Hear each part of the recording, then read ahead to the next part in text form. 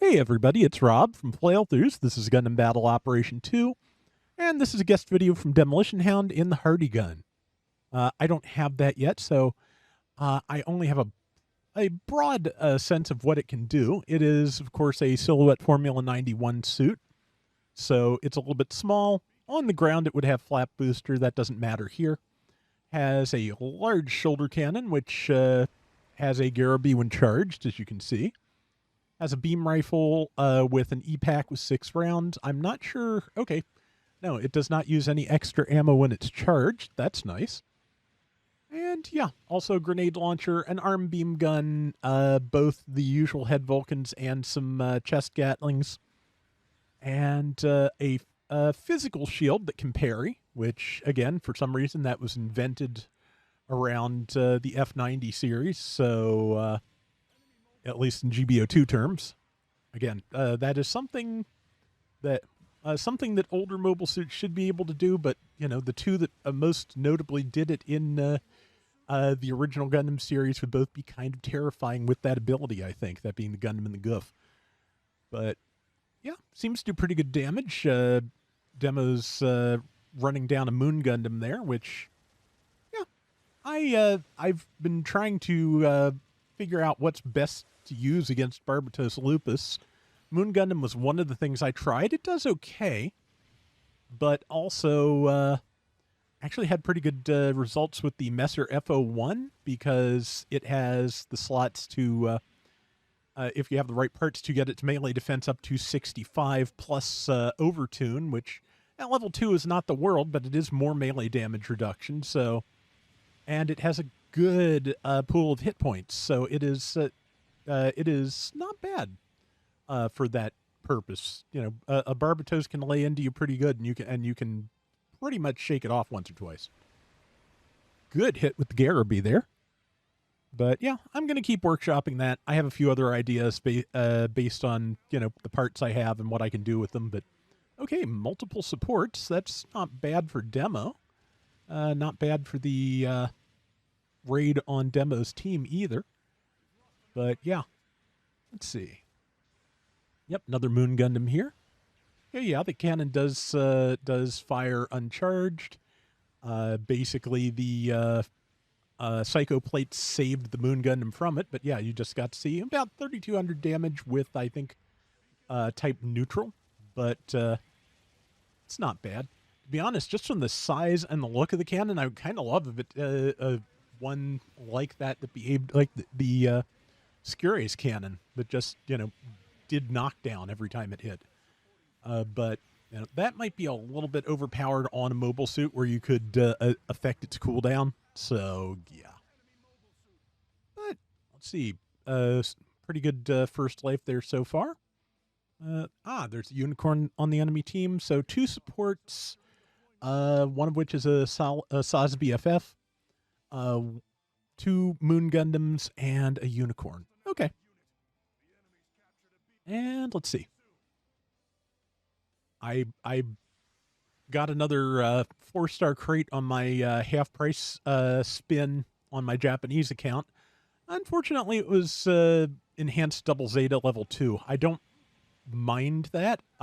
It's not the worst thing on earth to get. Ooh, 13,000. Very nice.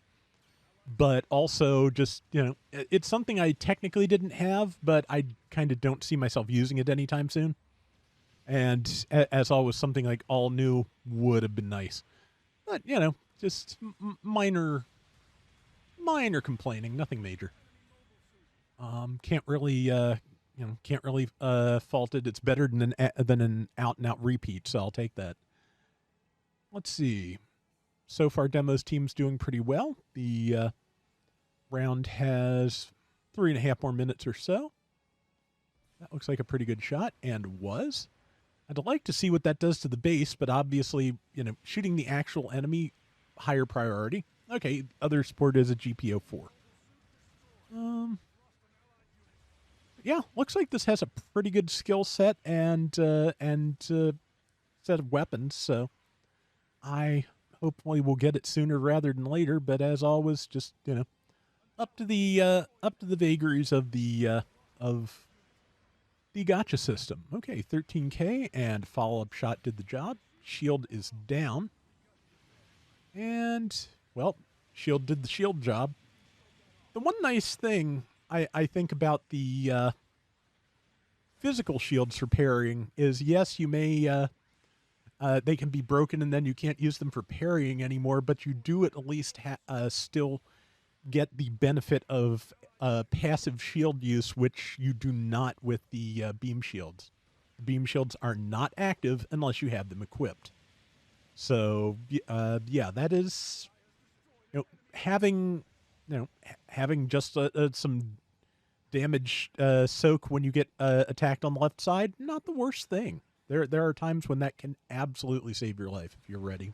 If you're ready and paying attention to you're facing relative to the enemy. Like just outside of using beam shields, shield use in this game is really kind of weird and situational. So, see, a couple of minutes left here, and they've got a really good solid lead, so this is looking good. Stop the moon. And didn't quite land the downswing. It got the shield up, but it didn't last very long. And, yep, arm beam guns finished it off. Allied did manage to plant a bomb at the enemy base. I have my doubts about that going off, but we will see. And good shot there. Good follow-up. Ooh, 49. Nice. That's pretty good for uncharged, I'd say. And yeah, okay, well, as much as the enemy team is kind of creeping up on the Allied team's score, that base bomb may end up being pretty useful. We will find out. Minute to go. Yeah, like I said, they are really catching up admirably here. So, they defused the bomb, but they are still not in the lead. So, yeah, at this point, the important thing is to, as someone said earlier, don't be reckless, because, yeah, this is when it's a good time for everybody to kind of band together and try not to explode. Which, the size of the dark space map actually kind of works in your favor for that, because it's kind of hard for the two teams to run up on one another from opposite ends of that. So, yeah, so it is easier to get separated, but it's also easier to see, enemy units coming and not hopefully wander into them.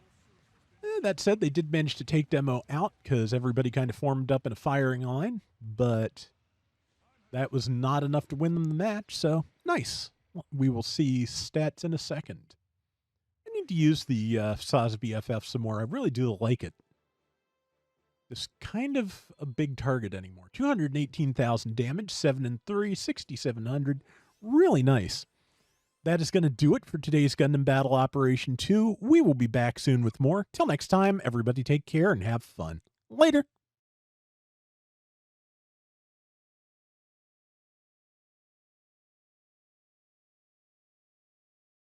Yeah, I'm not 100% certain, but I believe that the new Gustav Karl model kit is starting to make its way into the North American distribution system.